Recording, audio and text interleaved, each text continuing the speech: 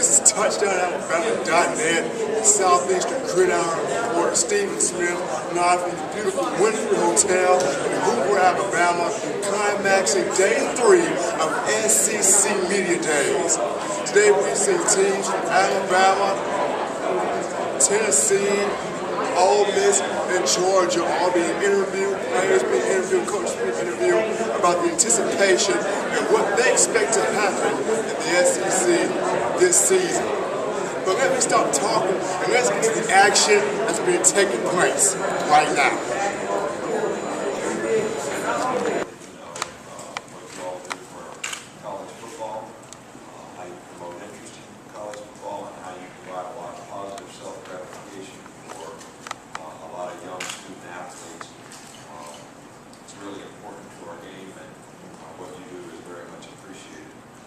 I certainly have had a great summer. I hope you had a great summer. The fact that we moved this up a week and I get to see you all a week sooner has enhanced the quality of my summer. We're looking forward to the challenges of this SEC season, which I see a lot of good teams, a lot of good coaches, and a lot of good players. So it's going to be very challenging. Coach, you talk about A.J. McCarron and just about his development coming out of last year and how he was maybe going into last year. A.J. did a fantastic job for us last year. I think that the thing that A.J. did best was, he kind of took what the defense gave. He played with a lot of discipline. He didn't try to force things. He didn't turn the ball over a lot. And that sort of helped his development and his confidence, and it certainly helped our team have success. He certainly culminated the season with an outstanding performance in the SEC, the National Championship game.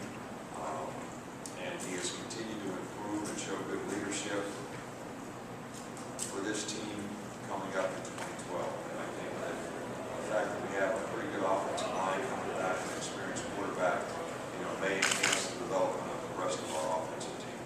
Coach, talk about some guys behind A.J. that might be vying for that number 2 spot at quarterback. Well, it is a little bit of an issue because we don't have anyone who has any experience at that position since we lost Philip Sims, who for personal reasons, family issues, is going back to be closer to home, and we wish him very well in that. But we don't have anybody that has any experience at the position. We have some guys that are talented guys that our challenge is to get them to develop and to get them some experience early in the season. That's going to be difficult to do when 2 out of the first 3 teams we play are in the top 10, Michigan and Arkansas, but that's going to be our goal. Nick, you said in the other room that you suggested a tax for Penn State athletics in relation to the situation. Can you expand on that a little bit? I think what I suggested is, even though this is a very criminal thing, that we should focus on the outcome.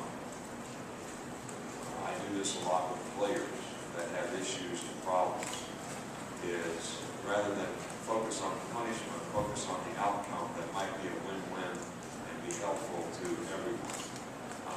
And I just, as a suggestion of what might be something that would focus on the outcome, it would be to, tax the university for all the ticket sales or whatever in athletics, and donate the money to some organization who is dedicated to protecting. Farron, can you talk a little bit about the feeling that you have heading into this year compared to the feeling you had heading into the year after the first national championship, and what the differences they made? Yeah, I think we've learned a lot.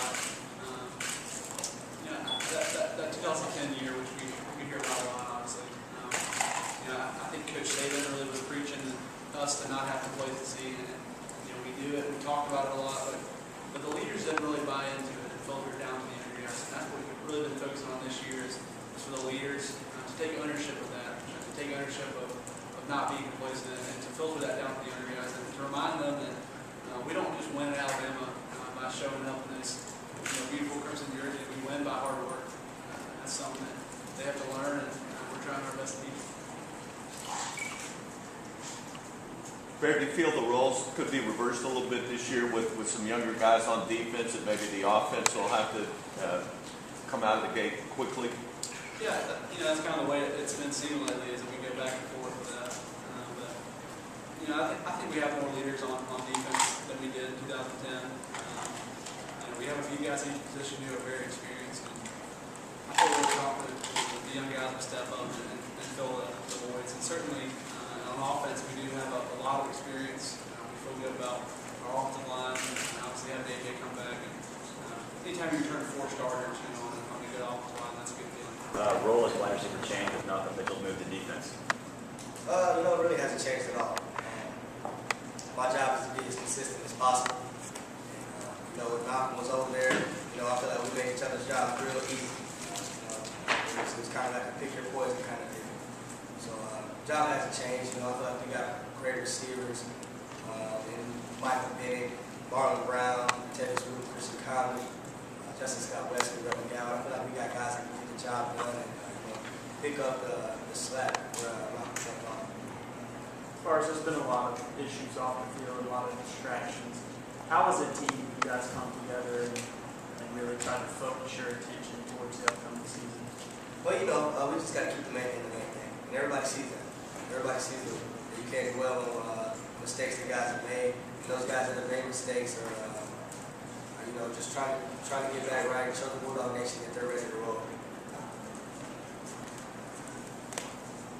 Is that frustrating at all to just see some teammates get in trouble? I mean, every program deals with it, but from your perspective, how frustrating is it to see somebody not take advantage of the opportunity in front of them? Certainly. Anytime you see somebody make a mistake, you feel for that guy. And it's a very unfortunate situation, but like I said, you got to continue to progress as a team.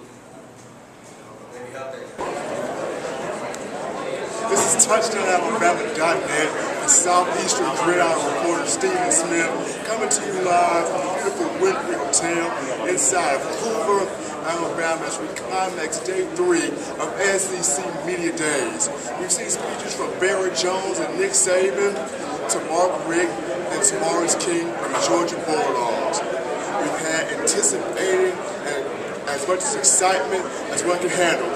Nick Saban made a powerful speech today, stating that I don't want you to remember what I've done, but what I've been doing. Meaning, I want to be remembered for what I'm doing right now as he tries to bench the Tide to get another BCS championship.